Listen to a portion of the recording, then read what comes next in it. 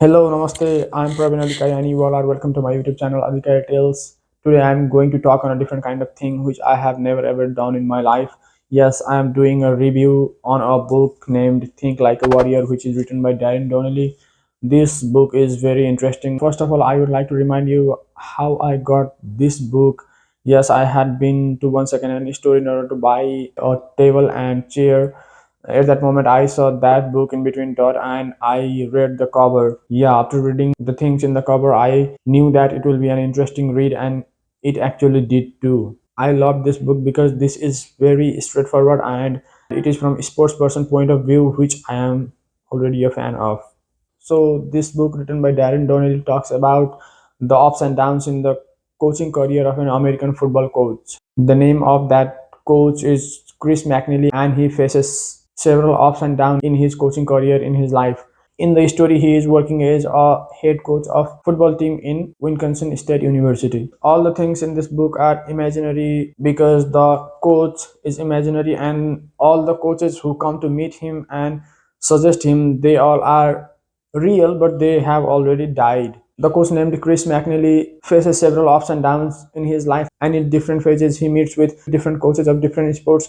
They were so legendary in their era, and they share some important strategies to him to overcome all the downs and to capitalize the ups. So, in the second part of this video, I will share about the coaches and what were the strategies given by them to the Chris McNally in order to be successful in life. Please be ready with your pen and paper so that you can write those 5 strategies I am going to talk about later in this video. And if you want detail about them, you can go to my Instagram post and have a look there. Please don't forget to hit a follow button there. Okay, so let's talk about the first coach Chris McNally meets in his coaching career. Is coach of American basketball team whose name is John Wooden, and he was born in 1910 and died in 2010. He is also called Wizard of the Westwood because he won 10 seasons out of 12 seasons in NCAA, which is National Collegiate Athletic Association basketball championship. He was a head coach of UCLA Bruins. UCLA means University of California at Los Angeles, and he won 7 titles in a row as well.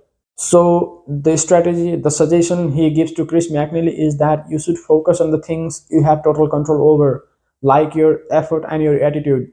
You should not think about other things which are not under your control. So the Chris McNally writes that point in his note is, I will focus on only the things which I have total control over, my effort and my attitude. Please, I suggest you to write this strategy in your paper as a strategy number 1. And let's talk about the second coach he meets in his career. He is Buck O'Neill, who was born in 1911 and died in 2006. He was a player, manager, and a first black coach. He was a coach in Negro League Baseball. He was a coach for Kansas City Baseball for more than half a century. So the strategy he gives to Chris McNally is that you should love what you do and you should attack each day with joy and enthusiasm. So Chris McNally writes this strategy as a, I love what I do and I attack each day with joy and enthusiasm. So this is the strategy number 2 for you. Please write down this strategy in your paper. So the third coach he meets in his life is Hub Brooks, who is American ice hockey player and a coach. He was born in 1937 and died in 2003. He coached multiple national hockey teams, including France hockey team and US national Olympic team. He was a head coach of US gold medal winning team in 1980, where the US ice hockey team won against Soviet Union, which was the strong opponent at that time, and the game is called Miracle on the Ice. So he taught him another strategy in life, that is, you have to dream big and you should ignore the naysayers. So the Chris McNally writes this strategy as a strategy number 3 is, I dream big and I ignore the naysayers. The naysayers here means the people who criticize you, who don't let you do good things. They find fault in every other things which you do. I hope you all wrote